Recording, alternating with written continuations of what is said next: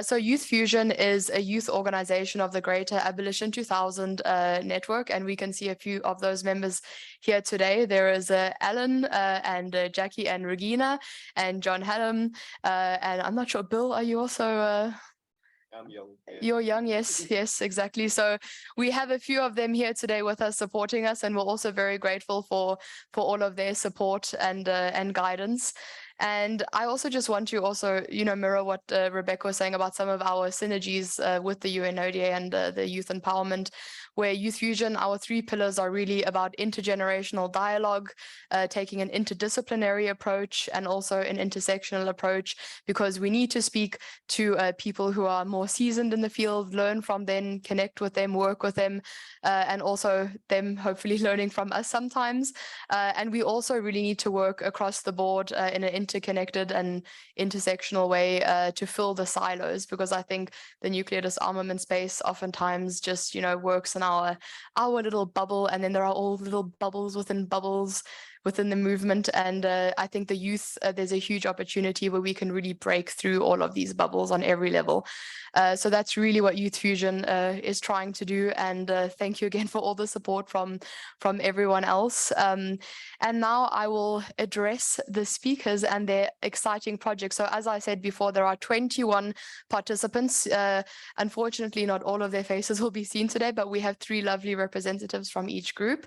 And the first group is called Nuclear Shades, the next one Perspectives Unveiled, and then Beneath the Surface, the Hidden Stories of the Manhattan Project. So these are our 3 projects we have here today, and I'm not sure if the order of the names I have listed here will coincide with this, but I will call Philip to take the floor. He will be joining us online.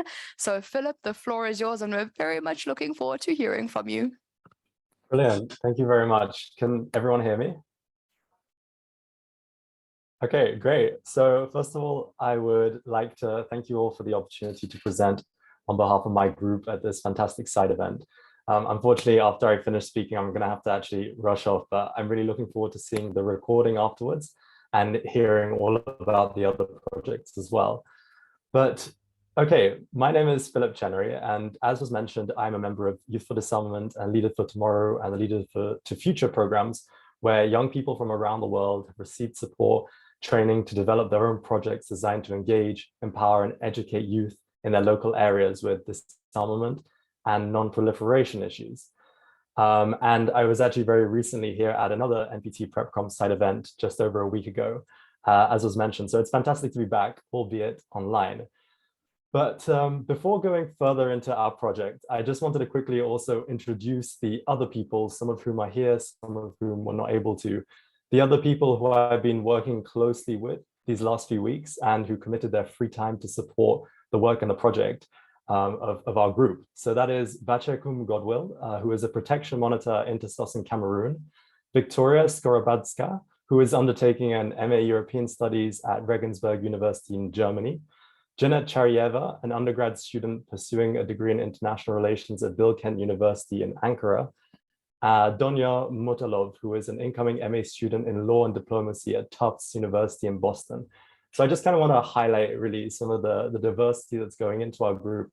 And as well, everyone's communicating from all over the world. So it's been really fantastic. They've been able to organize these meetings.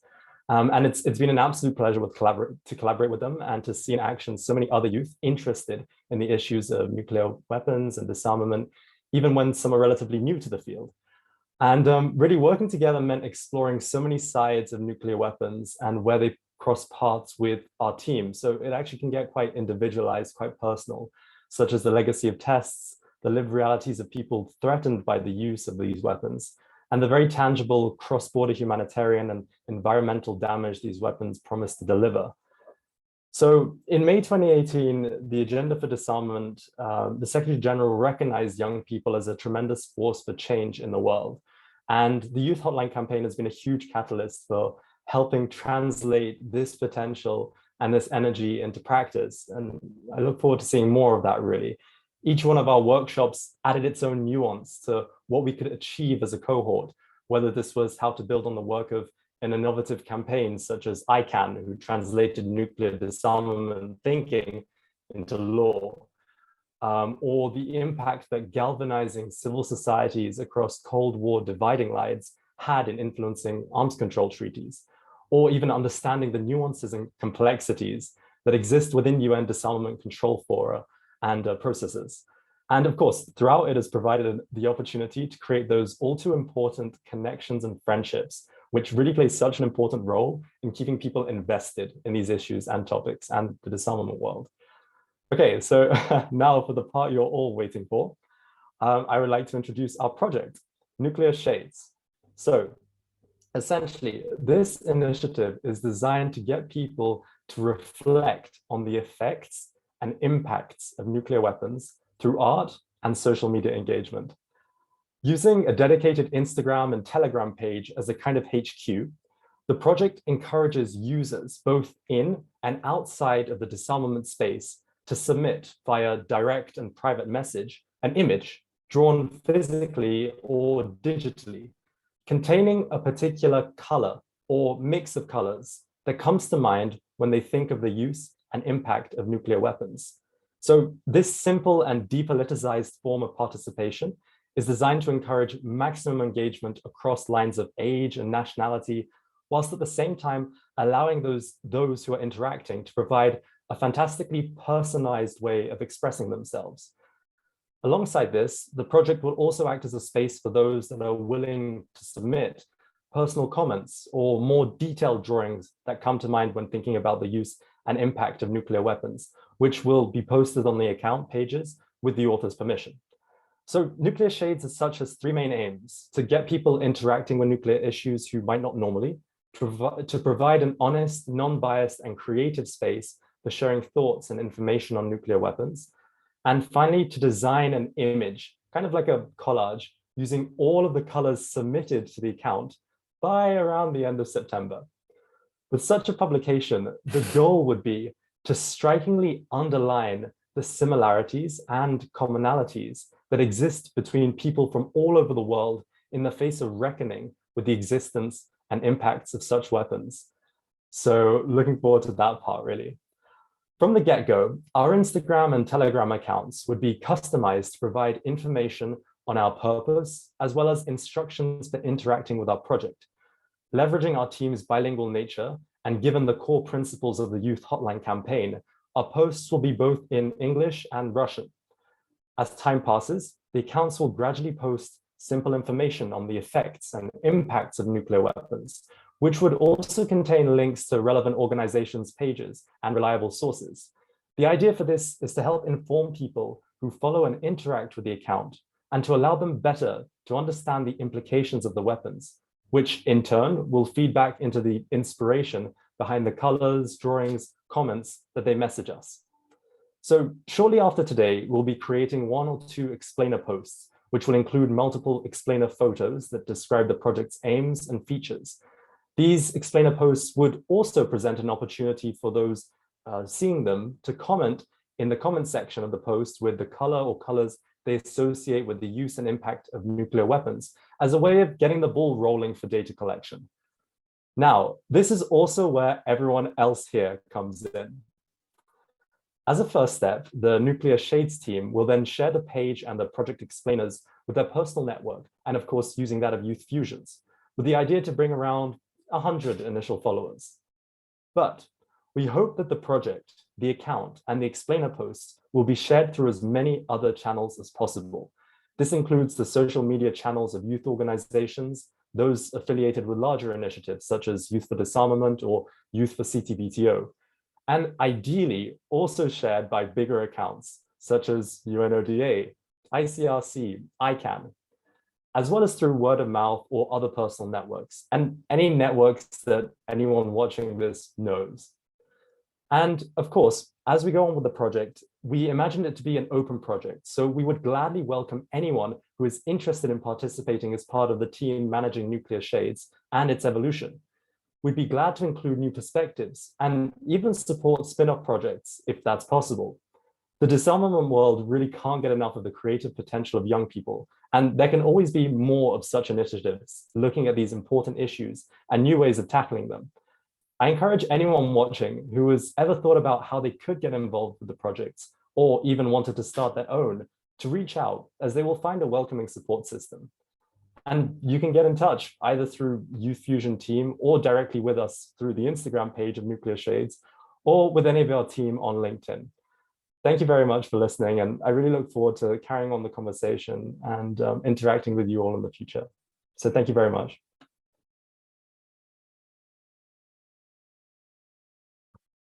Thank you so much, Philip, for presenting. And, I think I've said this already about 10 times today. In this field, we have to get creative. And I think this is a shining example of the creativity that can really go into breaking outside of the bubbles of the disarmament space. So I really can't wait to see what comes of this project. It's so, so exciting. I will definitely be one of your first followers. You can be rest assured about that. Next up, I will call to the stage Stefanie, who is right next to me, was able to come in person, which is really, really nice. So Stefanie, I hope you have a PowerPoint. So if you need a minute to just get that hooked up, then I will pass the floor to you so you can tell us all about your exciting project. First of all, thank you so much for introducing me. I just need a minute to share it.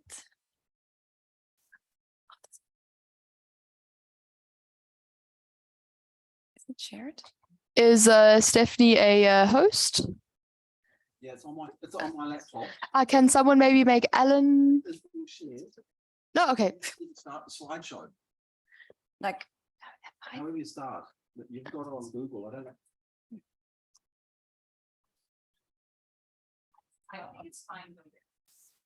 Yeah. Or is there no? So this is on the Google Doc, right? There's the slideshow button up there. You can see very close to the share button, right corner. Yeah. So that you see where it says share on the blue tab there next to Alan's display pic. Then it says slideshow. Yeah. I apologize. I'm not a technical expert, as you might see. Well, welcome to the presentation of the project of our group with the title Perspectives Unveiled, How the War in Ukraine affects the Global North and the Global South, and why a nuclear war would affect all of us. Before I start talking about my project, our project, I want to introduce myself and my team members, which unfortunately cannot be here in person. My name is Stefanie Friedl. I'm currently about to finish my master's degree in interdisciplinary Eastern European studies, where I wrote my thesis about the Soviet Union's military support to the UAR in the 1960s. And I'm also studying political science for a master's degree, specializing in Eastern European politics. The creative head of this whole project, who had the great idea of doing a podcast and who made these wonderful slides, is Anne Cuadros Gutierrez. She's a lawyer from the Universidad San Ignacio de Loyola, Peru. I hope I pronounced it right. With a double specialty in international law and human rights. And she's also a coordinator of the gender area in CREA, Peru. 2023, she received a scholarship at the International Human Rights and Humanitarian Law Advocacy Clinic at the University of Milan and was a youth delegate for the TPNW 2023. Our technical head of the whole project, who will give us technical support, is Peter Babigumira Ahabe. He's a master security student at the Cavendish University at Uganda. So now to the description of our project. We want to do a 3-part podcast where we talk about the effects of the war in Ukraine on the global north and the global south. While the fear of a nuclear war is prevailing in Europe, so the global north, the war has different effects on the global south. So we want to discuss how our regions and governments are dealing with the issues that arose through the invasion and how the possible use of a nuclear bomb would affect all of us. One major issue of effect on the war is the danger of food shortage in the global south. And additionally to this to the uncertainties of the Green Deal, a nuclear winter would lead to bad harvest and additional food shortage. So that's one part we are talking about.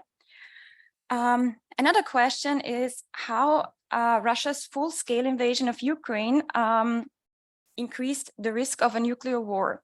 And there should be the main emphasis. Because the war in Ukraine increased the risk of a possible nuclear war drastically, but it also raised the awareness of the dangers of nuclear weapons. This awareness can be used in order to educate people to support campaigns for nuclear disarmament and nuclear proliferation. We all know about the problems and consequences war brings to our life. It brings only death, suffering, and destruction. This is something we currently see in the ongoing hostilities in the war between Russia and Ukraine. The war and its threat of nuclear war showed that nuclear weapons are not protecting, but rather destroying us and generate a greater threat to humans than any other weapon existing. While conventional weapons are horrible enough, the use of a nuclear weapon would bring this war to another level, a level which not only endangers the environment, but also the survival of mankind itself. We know that the environment is already affected by global warming, but this already bad condition would worsen through a nuclear war. It would lead us to a nuclear winter because the sun would not be visible for a while and change the temperature on the planet. This nuclear winter would not only occur in the countries involved in the war, but around the globe. The spreading of environmental problems from one country to the other could be seen in New York, where due to forest fires in Canada, the fire smoke was polluting the whole city. In case of a nuclear war, it also wouldn't only affect countries involved in the war, as I said, but all the other countries. Some of them will be affected more than others, though, which in further consequence would generate a greater number of environmental refugees, since it would be impossible to live in certain parts of the world. Finally, we can talk about the inefficient humanitarian aid. We all know the large numbers of victims that occurred with the nuclear attacks on Hiroshima and Nagasaki. Many people died and there were between 7,000 and 14,000, in which many of them had to go through a long agony in which humanitarian assistance could not be 100% effective. The reason is that a nuclear attack has many effects on human beings. Many of them are more serious than what we have known. This makes humanitarian aid a challenge since it's existed. They would go, I'm sorry. So I go to the next slide, which is very, very important, because our podcast should not inflict fear, but rather seek awareness on the issue. Through the knowledge of the horrible consequences from the use of a nuclear bomb, we have now the opportunity to bring change. Therefore, the podcast seeks to educate people, especially young people, of the risks of nuclear weapons. So our aim is, as I just mentioned, not spreading fear, but to raise awareness of the threat while also presenting measures which can be taken by civil society to work towards peace. An emphasis should lie thereby on how treaties like the NPT, TPNW, and the CTBT can help to prevent a nuclear war. We hope that we can contribute to society and a wider range of people using this medium. It should be accessible for everyone, regardless of age or whatsoever. We cannot change past events, but we can work on preventing future catastrophes which happened in Hiroshima and Nagasaki. This easy access project should allow young activists to speak freely and to educate other individuals who are interested in this matter. We all have to save future generations from events like Hiroshima and Nagasaki and from a nuclear winter. Thank you so much.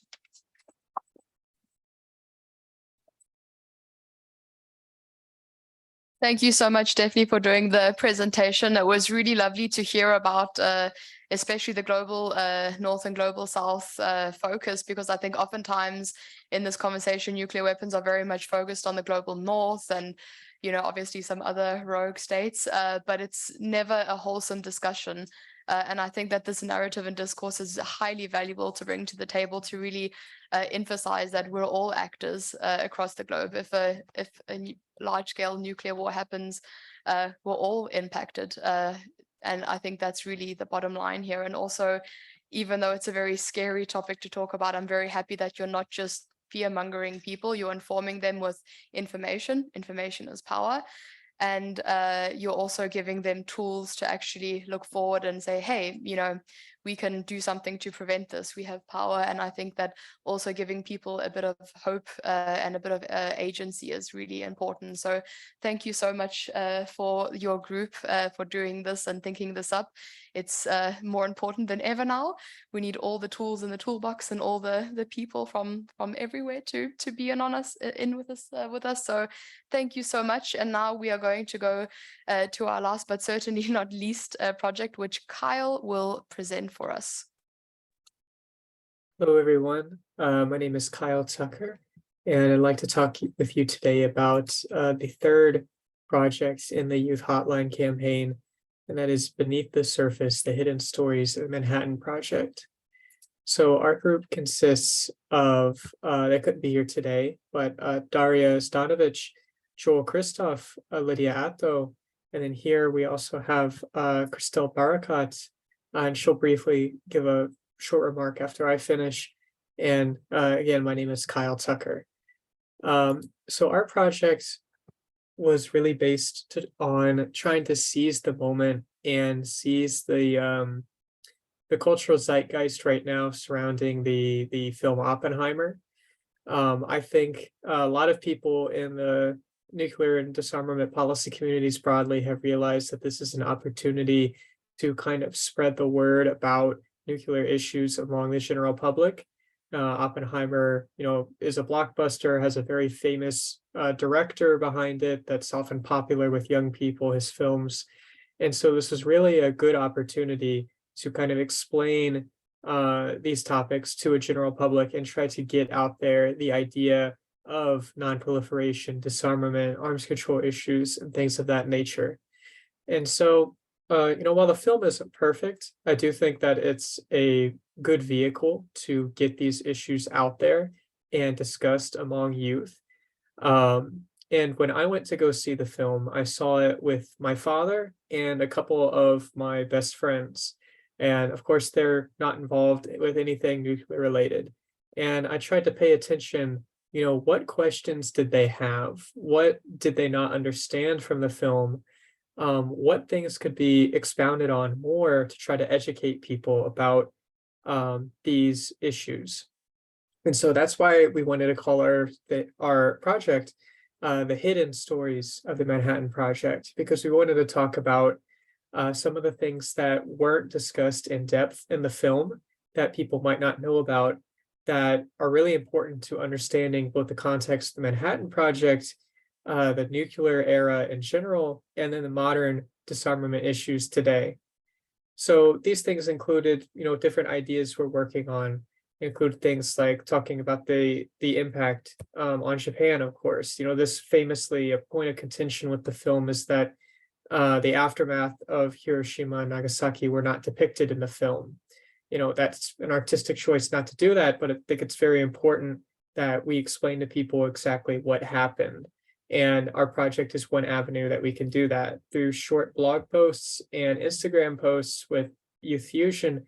We're hoping to create a short series of informative blog posts and to inform people about these sort of hidden histories or sort of underrepresented histories, or expand upon things that may have been mentioned in the film, but perhaps were unclear for a layman audience.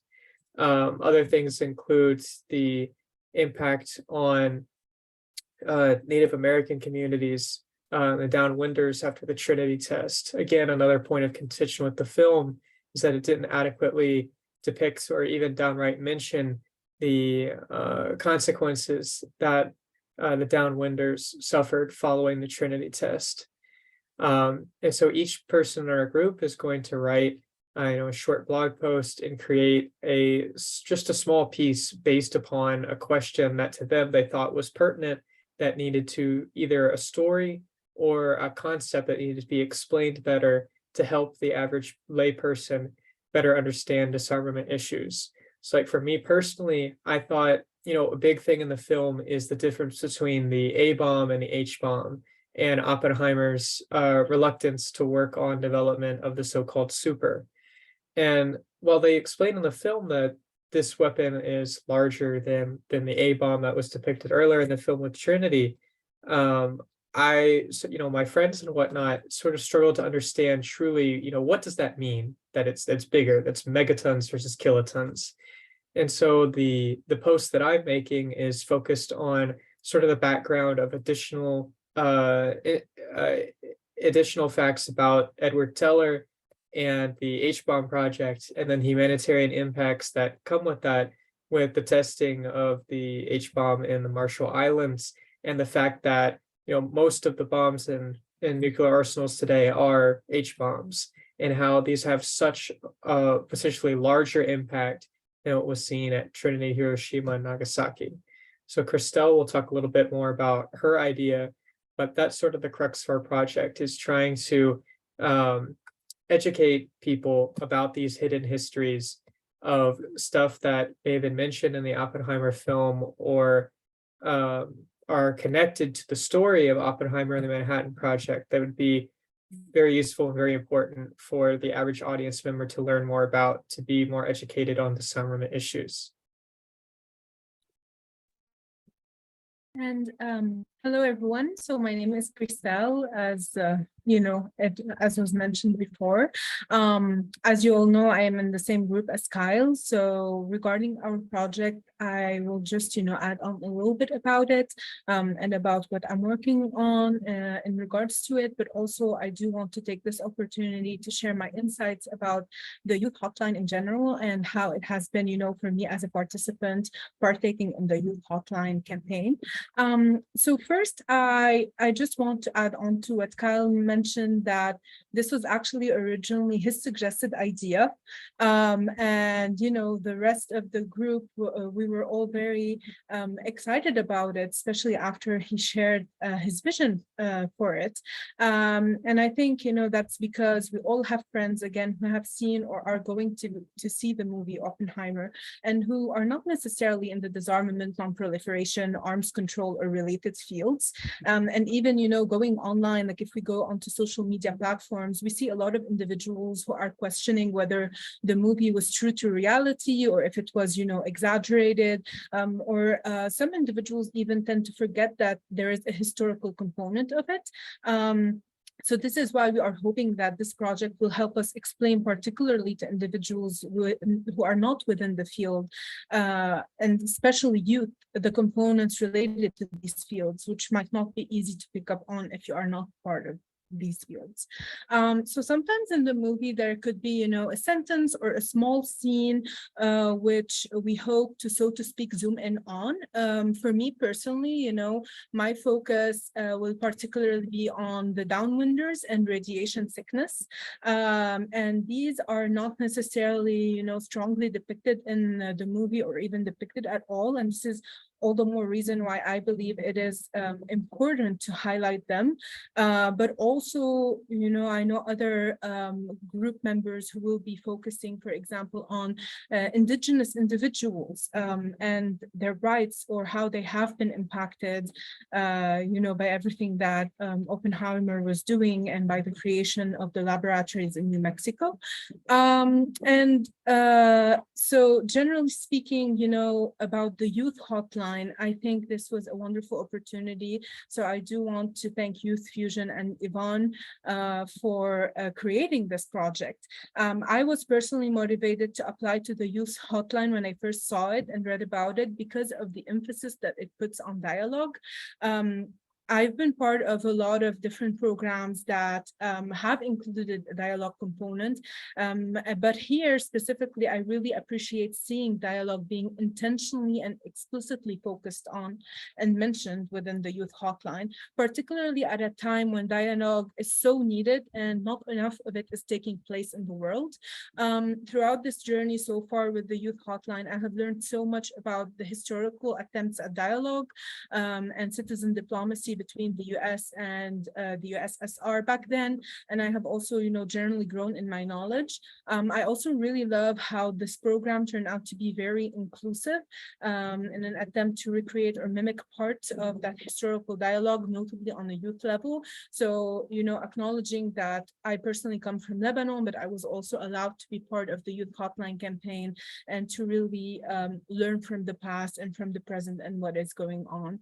And lastly, I just want to reiterate the significance of having our side event today on August 9th, which commemorates the 78th year after the bombing of Nagasaki. I think that our side event really brings hope for a world free from nuclear weapons and highlights youth initiatives and the power of youth in working towards nuclear abolition and raising awareness about historical and world events. So, thank you so much, everyone.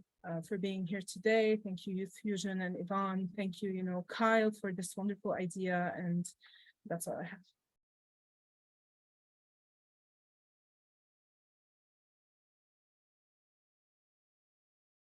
Thank you so much, Christelle and Kyle. It was so lovely to hear about your project, and also just kudos to you guys for really hopping on the hot topic at the moment, Oppenheimer. I think it's a great opportunity because there were so many silences in the movie. There was so much that was left out that was really, important to us, especially in the disarmament space, about impact on people and the environment. And I think that, really hopping on that train is, what we need in the discourse. Especially to educate people and give them some tools for critical thought. That's really, really great. And I think that there's more of that is needed. But right now, we have a really great opportunity to get some expert feedback from Rebecca from the UNODA. So I will pass the floor back to Rebecca so we can get some valuable feedback on the project. And then after that, we'll open the floor to some questions and answers. Great. Well, again, I don't think I should be the ultimate authority. We have great people in the room with lots of expertise and experience. So I hope everybody will chip in. But first of all, let me say congrats to all of you. I mean, such an impressive array of initiatives and ideas and such creativity. So kudos again, bravo, really, really, really impressive. And I hope that message also reaches the rest of the participants in the Youth Hotline project. I mean, a couple of takeaways from my side. I mean, the first one is really, I think it's such a great illustration that there isn't a single way to go about this issue of education, dialogue, and empowerment, right? But that the power really lies in the combination of many of those smaller initiatives and the multiplying effect that they create. And so I think that for me is a really great thing. And so I see a lot of potential generally in the Youth Hotline project for multiplying effect. And I would encourage you to explore that as you go forward, and your resources permit you to take this kind of initiative forward. The other thing I would say is, and this links a lot to some of the things that I was talking about at the beginning, the creativity aspect of it.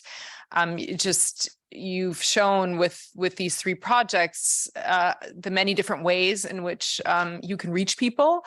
And I think we have to use that. I think there's, of course, challenges related to social media as a platform. We all are aware of the issues of also information overload, but of course also disinformation and misinformation, and being able to navigate that. For young people to be able to navigate that is very, very difficult. So I think we shouldn't be naive about those challenges, but at the same time, this is an incredible vehicle that we have to use in, I think, this era and in this field of disarmament.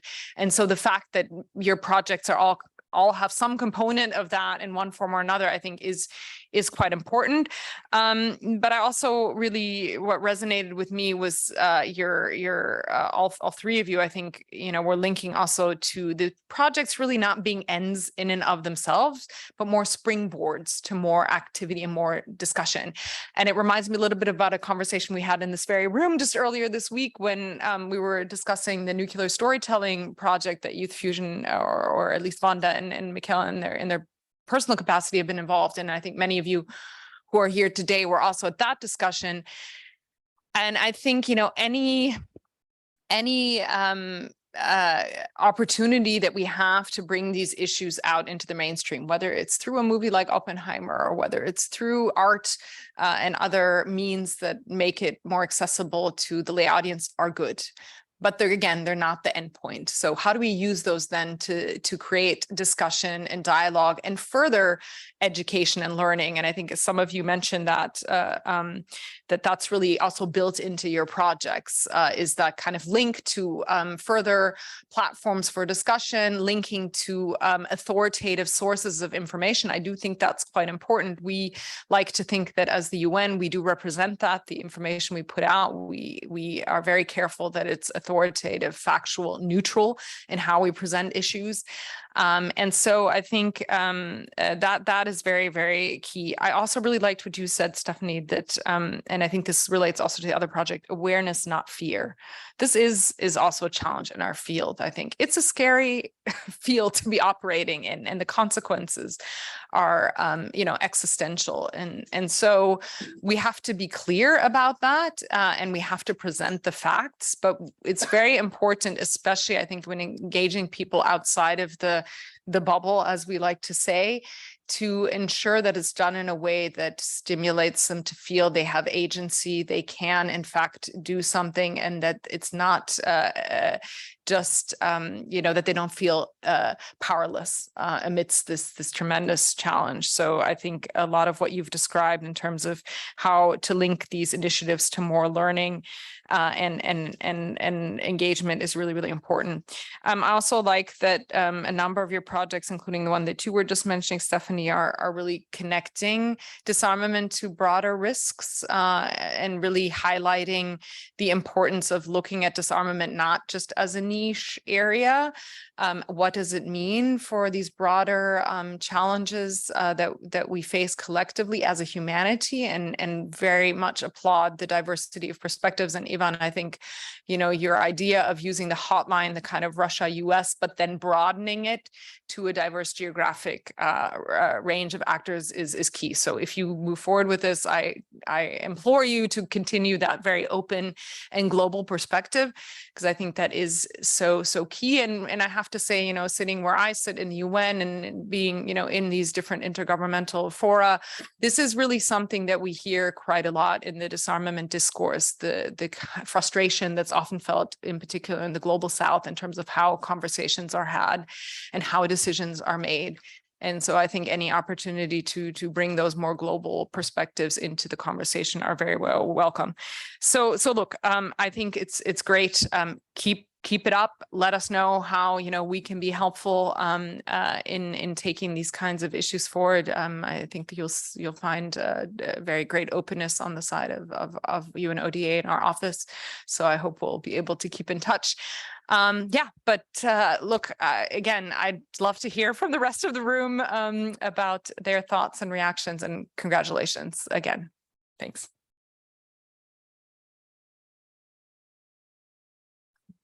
Right, so now we have heard from the three wonderful projects. We've also got some feedback from Rebecca. So now it is your turn, lovely attendees. So are there any questions from the audience so far? Any comments? It could just be a comment on telling all the participants how lovely their projects are. Yes, Alan? Thanks, Michaela. Alan Ware, I'm Global Coordinator of Parliamentarians for Nuclear Non-Proliferation and Disarmament. And we've been very happy to be partnering with Youth Fusion on a number of intergenerational events. And that model of intergenerational dialogue and cooperation, which Youth Fusion has been pioneering, we're really happy for a number of years now, since Youth Fusion was created. We're happy to see now being picked up in other forums, and it's really a model for engagement of youth, so that youth are not sidelined into a little box and say, oh, this is the youth perspectives over here, but are actually integrated into the key political processes in an intergenerational format. So commendations on that, and also for the creativity. I think it's really important because, art and creativity touches people's souls. If it's just done as an intellectual thing, then people have this sort of a way of coming in with preset ideas and then applying whatever rational arguments or logic or illogic to support their preset ideas. And so often academic approach doesn't really reach people, but art does, and new creative ways of doing things. And when you first came up with the nuclear shades thing, my first image was that one of the atomic shades with those people, like that were watching the nuclear explosion, and these shades, and it didn't actually help. I think they got blinded or something. And also the other ones, like from the Pacific, where people put their hands in front of their face and they saw the bones through them. And I was thinking there's this whole thing about the light of the explosions and shading from it, but you came up with a whole new idea for that, which is bringing in color, which is a very hopeful idea of nuclear shades. I thought this is great. You're bringing hope to this. The question I had was on the Oppenheimer project, which I think is incredible to look at, like the stories behind it, the ones that haven't been told in the movie. And one of them, I think Jackie may mention, because we're going to be doing a little bit about that this afternoon, but I'm bringing up another one, and that's, what about the story of Joseph Rotblat, who was part of the Manhattan Project. He was a physicist, Jewish from Poland, another exile, like escaping, the horrible war in Europe, become part of the Manhattan Project, partly because he and others at that time believed that Germany was building the bomb. Then they found out Germany wasn't building the bomb. It was near the end of the war in Europe. So what Rotblat said was, well, there's no longer any reason for the Manhattan Project. The idea of building the bomb was to ensure that Hitler didn't have the bomb and then control the world. And so Rotblat quit, said there's no longer any reason for the Manhattan Project. To me, that's an inspiring story. Why didn't Oppenheimer quit, for example? Why did the others stay on and continue with this project? And basically, they came up with a new purpose for this horrible bomb that they were creating. The original purpose was no longer there. So this new purpose, was like supposedly end the war against Japan, but that wasn't actually the real purpose at all, because Japan was already in the process of offering to surrender. So there's the whole story of Rotblat brings up, these other aspects of the story, which of this whole, what was happening then, which could be really interesting if one of your team under the secret stories of Oppenheimer are interested in bringing up. And of course, Rotblat then went on to help co-found Pugwash conferences for global affairs. Thank you. Thank you so much, Ellen. And I think we've just seen a live demonstration of how valuable intergenerational dialogue is. So thank you very much. And I think also for the people in the project, you definitely have a lot of resources to tap into knowledge-wise. So I see John's hand coming up. So take the floor. Yeah, I'm just wondering to what extent do you prioritize getting people informed about nuclear winter and how that actually works to a semi-detailed physics level, not necessarily able to get your head around some of the complex math, but able to understand the principles of what's going on and have a reasonably realistic grasp of what is involved in that idea. Thank you, John. So this question is very much directed to Stefanie, I think, where John's really just asking, how do we make very complex sort of impacts from a potential nuclear winter digestible to an audience? So Stefanie, if you would like to answer. Yes, thank you for your question. I am not an expert in this field, but Anne will probably, my co-member of the team, she will talk about it and try to, talk about it in an easy way so that everybody like me understands it, because I have a background in political science and history, so I'm not familiar with it. But for example, I saw at the NPT presentation from Ivana Youth, I think that was her name, And I understood that. So, and I actually tried to get in touch with her to get data from her. And then we will try to explain it in a very easy way. The aim of the project is to make it accessible for anyone, so that you don't have to be an expert in this. So yes, but we try to cover a broad range. So we still are working on, yeah, the agenda of it. Thank you. I guess the question for a forum like this would be, how do you translate volumes of computer simulation to, say, a movie clip, which I think would be the best way to communicate it to a wide audience. Would you like to respond? Yes, it's not the most important part of our podcast, if this answers your question. I think the most important thing is to create awareness. For example, I came into this field through the CTPTO, and then I wanted to learn more about it. So it's not the aim of it to talk half an hour about nuclear winter. It's just to create an interest and awareness. So I hope that answers your question. Thank you. Thank you very much. And I think that Rebecca also has something to add on this question. Yeah, no, look, I mean, it goes a little bit to what I was saying earlier, and I agree with you. You know, some of these complexities that are unique also to this field are very, very difficult to distill. And my take would be, you know, I don't feel that necessarily your projects or these projects have to provide all of those answers, but what would be important is for you to create those links and direct people to other sources where they can find out more and learn more about these issues. And that's where I mean, I was mentioning before those kind of cross references that I think are built into some of the projects already and maybe can be explored for all of them. And I think there is a lot out there. There are great visual simulations of what, you know, nuclear annihilation would look like. There is increasingly, I think, information out there on this, the science behind the humanitarian consequences and including environmental consequences of nuclear weapons. I mean, our Austrian colleagues from the Ministry of Foreign Affairs had a side event, I think earlier this week or last week, on a new publication that they just issued on humanitarian consequences of nuclear weapons, where precisely, you know, some of the effort was to distill down and make a bit more accessible some of these some of the current scientific research and papers. And so I think there is quite a lot actually in the internet from reliable sources that also does that in a visual way, in a very easily understandable way. And so I would say, you know, within leveraging the networks that you have through Youth Fusion and otherwise, and the institutions that you're affiliated with, find those sources and resources and help people locate them and help them, you know, utilize them for their further learning and understanding. Thanks. I 100% agree. I believe we have a question down there first, and then I'll take you next. John Vlasto, Chair of the World Federalist Movement. So this is my first NPT. I'm no expert on disarmament. I've attended 2 of the environment COPs, so I'm no expert there either.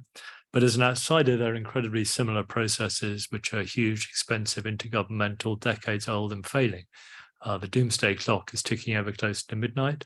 We've emitted more carbon since we started the climate COPs than we had in the whole of history beforehand. They are just bluntly failing. And I think it was Einstein that said the definition of insanity is to keep doing the same thing and expect different results, which raises the question what we might do differently. And I put this question to one of the permanent missions of the UN, a seasoned diplomat, again with decades of experience. I was a bit traumatized by his response, which was that between him and his colleague sitting next to him, they had 5 children, and he despaired, which didn't encourage me. And I pushed a bit, and he said, well, if you really wanted to do something, you need to get the youth on the street demanding that we change how we run the planet. So I don't really feel we have a nuclear weapons crisis or a climate crisis or a biodiversity crisis or a pollution crisis or a global justice crisis. What we have is a global governance crisis. The rest of it is symptoms. We need to sort the governance. And to do that, perhaps we need to get the people on the street, because that then gives the politicians the license to create the global governance we need, the global sovereignty we need for global challenges. Wonderful to have nation states being nation states, but they're not the ideal political entity to sort out the global commons.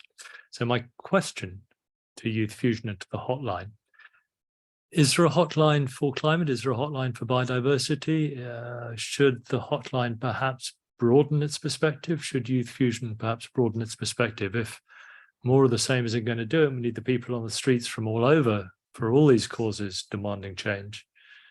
Should it be a broader approach?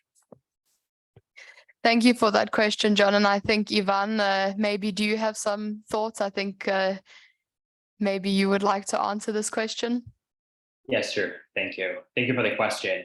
I think 1 week ago, I attended a lecture by Professor Giovannini. She is a professor at Harvard. She specializes in disarmament and arms control. And we discussed one particular issue is that this field, and in particular, we're talking about nuclear disarmament, does not have the mass support or the critical mass, this is the way she put it. So we don't have that movement like we had back in the 70s or 60s, 70s, 80s, when millions of people were out there in the street protesting against the nuclear weapon use, because the threat was looming large. The Cold War was at its peak, and people were scared to death. That's what drove people out to the streets. And unfortunately, we don't have that right now. And one of the avenues, and we are kind of seizing the momentum right now, as the conversation is coming back into the mainstream since last year, practically. So we are not too far. It's been only a year since the issue of deterrence, nuclear weapons has been back in the mainstream again. And I believe that the campaign is a very timely, I don't want to say a solution, because I don't think our small group can solve the problem, but we can incentivize others, not only youth, but also those who are present and, today in the room, and those who we've talked to so far, to really look beyond the disarmament issues. And I think you're understanding that, well, we're in a different type of crisis. That's correct. But I think our task as a youth group, focusing on nuclear issues, is specifically to make sure that that the people out there, that critical mass, are listening to us. Because why would they, like you're saying, take to the streets and protest if they don't really know and they're not really aware of the threats? They might be scared, but they don't really know if they can do anything about it, and if protesting matters or will change the state of affairs. So I think our broader task is kind of give people the instruments to really look beyond the media, the pictures that are painted by the governments and media outlets, to resource and to kind of tap into these resources and be educated. So I think, well, if anyone wants to add something onto that, I'd be really grateful. Yeah. Vanda, you have your hand up. Yeah, thank you. Just very briefly, because I heard the go to youth remark. And I think, just realistically speaking, though, we as youth, and this is something that Youth Fusion's been saying pretty much since the beginning, we're very much in for an intergenerational dialogue.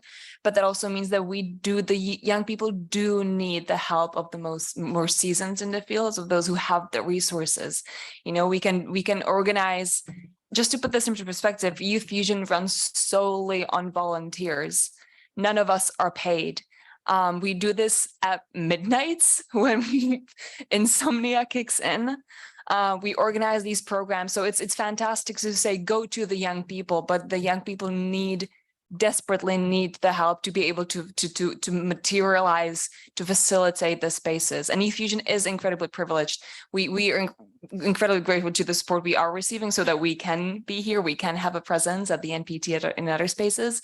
But this is just, I guess, my plea to everyone in the room who can support the young people in your communities to consider doing that, because the young people have the energy, they have the ideas. I think, you know, the people we work with at Youth Fusion are the direct answer to that, but we do need your help.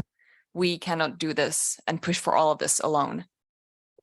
Thank you so much. Now we have just over 5 minutes left, so I will just call on Stefanie, and then I'll go to John, Teresa, and Regina, and but please keep it short and to the point, and then I think we'll do some closing remarks. So Stefanie. I just want to make some short remarks. I really want to thank Ivan and Wanda and Michaela for this great work, and they do it voluntarily. And they do a great job. And I also want to emphasize that, for example, I joined this program because I think it's a real peace program. So it connects people. And regarding their awareness, I think even if, for example, when we speak with other people that we're in disarmament or nuclear disarmament, a lot of people are very, very interested. And this is why campaigns like from UNODA, this learning portal is so important. So thank you. Thank you so much. John, if you have some short remarks. Very short about the power of youth. So, I mean, I think the average age of a revolutionary is something like 15. I mean, we don't need more of the same. We need something to change here. And so I'm 100% behind the youth. We'll do whatever I can to support, but I really do believe the youth have an awful lot of power in this. Thank you very much, Teresa. Sure. Hi there, I'm Teresa Bergman, also from PNND. I'll try to make it very fast.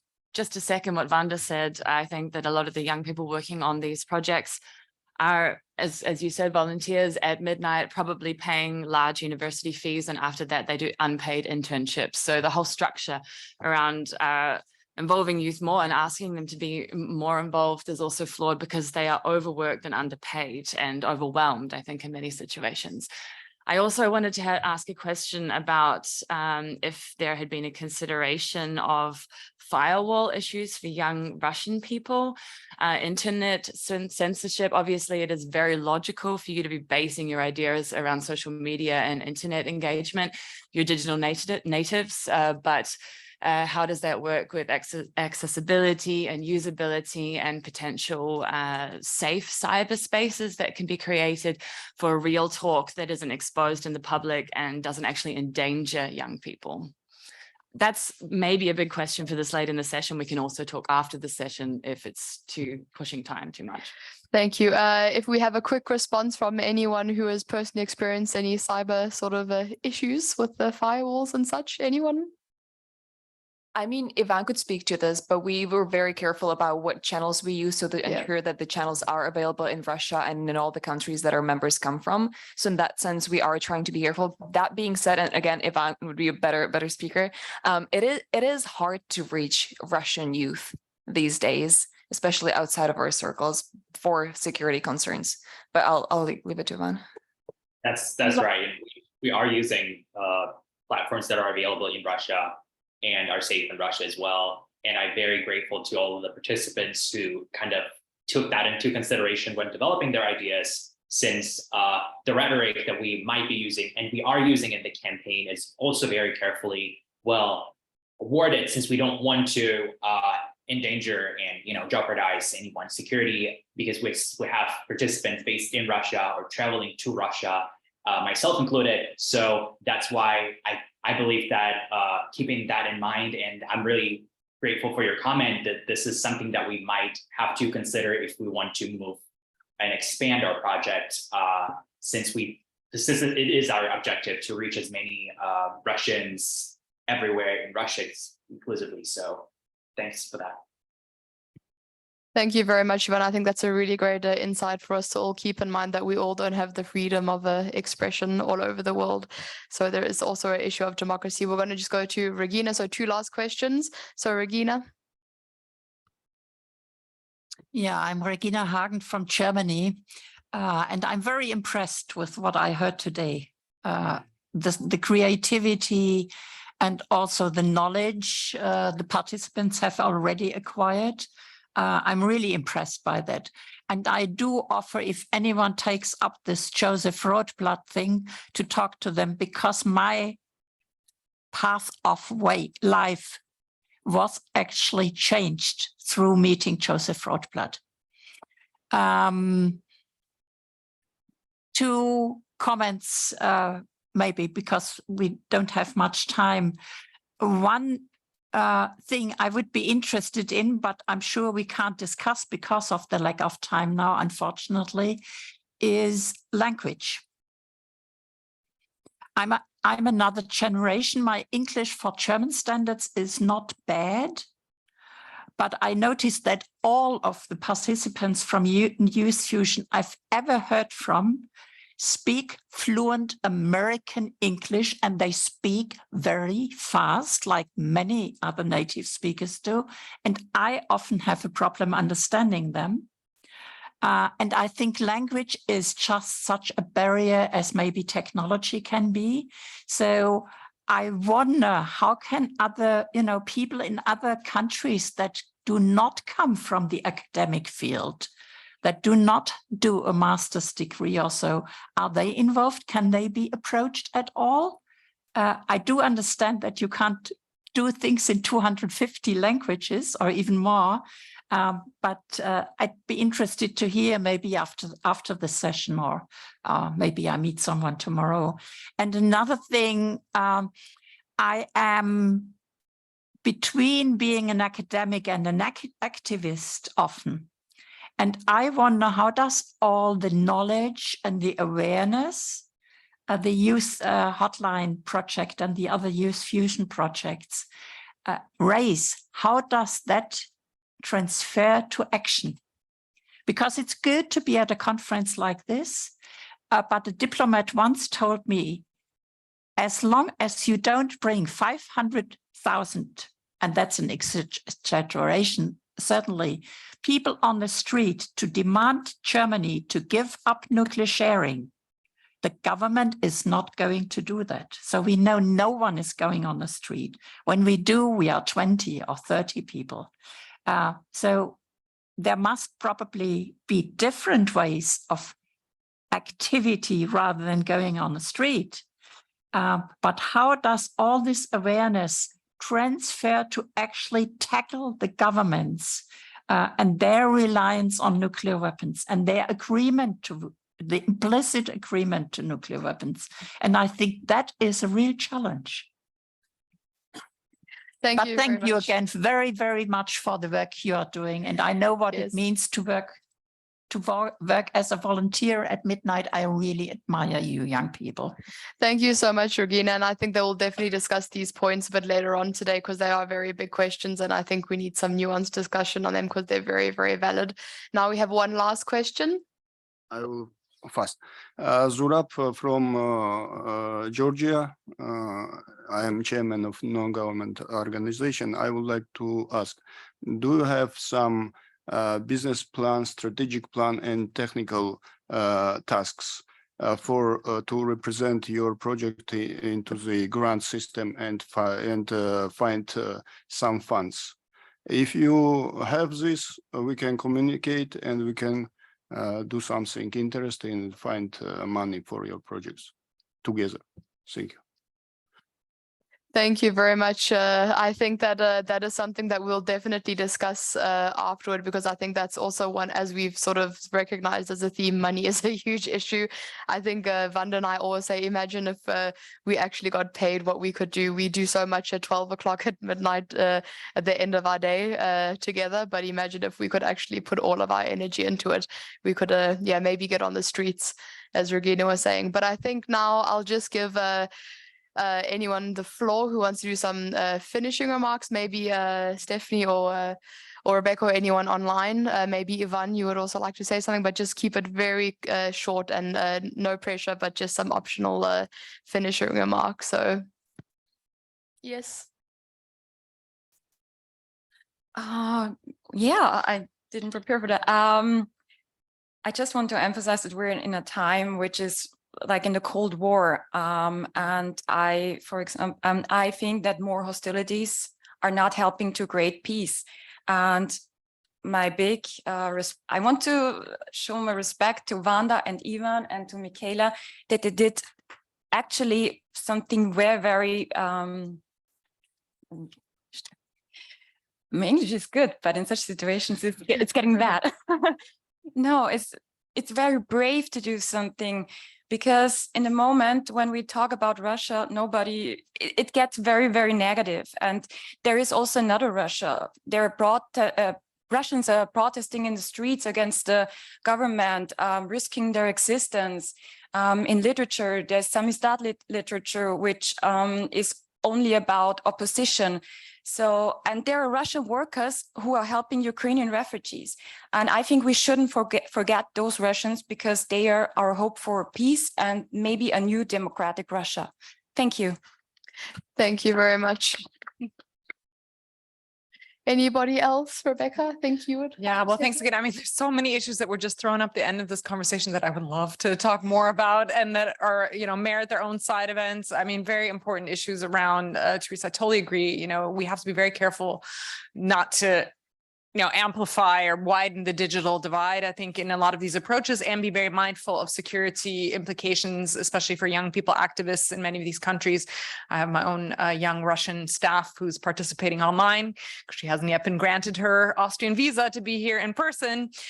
So, I think this is a reality that we operate in. Language that you mentioned, Lina, super important, something that we struggle with. The UN has 6 official languages, but even our learning resources that I mentioned to you, very difficult for us to make those available. Even just in those 6, we have very few online learning content that is available in all 6.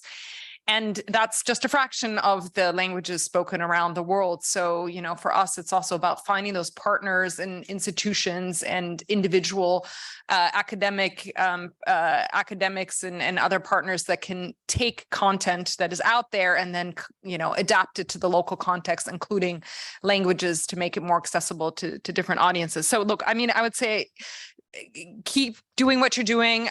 Really, I think important to put people and the human dimension at the center of the work. I think you're doing that very much in the work that you're doing. It's so often seen as an abstract theoretical issue, but when you bring the human dimension, when you make it accessible, as Alan was saying, through art and through things that touch people emotionally, you get a conversation started. And then, as I said a couple of times before, then take that conversation and find ways to deepen it and carry it forward, and, use our resources.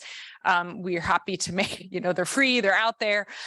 We want them to be used. So please do that. And then I want to say Friday is International Youth Day this Friday. So use that too. It's great opportunity to amplify this project, other work that you're doing, and to really get the word out there. So yeah, keep at it. Thanks. Thank you so much, Rebecca. I think now we'll hear from Alan, and then I think Ivan will give you the closing remarks. So Alan. Thanks, Michaela. So I just have a short message. So Youth Fusion emerged out of Abolition 2000, the global basically open entry network to help build cooperation amongst different organizations and campaigns for the elimination of nuclear weapons. Today at 4:30 till 6, we invite you to come here. We will have basically a networking and sharing meeting, so you get to know more about what are some of the events, activities, opportunities through Abolition 2000, including more on Youth Fusion if you want to, and then to share your own activities. I apologize that I was also making origami cranes during this, because if you come along at 4:30, you'll get one of these, and each has got a secret message. You'll find out what your secret message is at 4:30. Thank you. Thank you very much, Ellen. And I also will be there, and Wanda as well, so we can talk some Youth Fusion and Youth Hotline Campaign business. So Ivan, I think I'd really love to pass the floor to you so we could get some finishing remarks from you. Right. Thank you so much. It was a really, really nice discussion. I'm so happy that we had this event scheduled and it happened, and it kind of warms my heart to see people interested and how we are here. I think this event is a reminder for us that it's all about people, and knowing that you're not alone in this community is probably one of the most valuable things. And I really applaud your work as well, and everyone who's participated and contributed. And this is not the end, and the campaign is meant to be ongoing for as long as we are alive and we have the motivation to go on and keep doing things.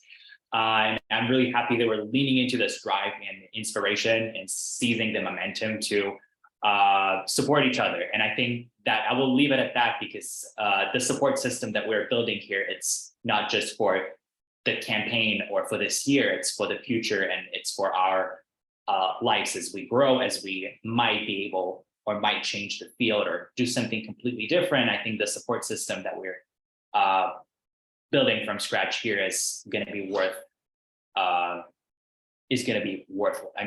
invaluable. So thank you so much for being today. I'm not going to take your time, and I hope to see you someday in person, anywhere in the world, wherever you are. Thanks.